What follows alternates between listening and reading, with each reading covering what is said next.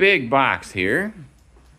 No real indicators of what could be inside of it. These are kind of the labels that we got.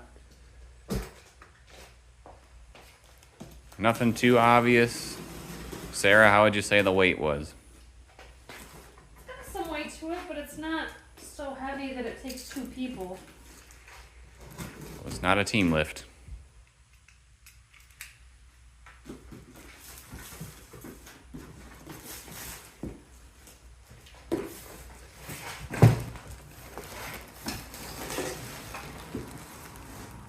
Looks like a baby swing.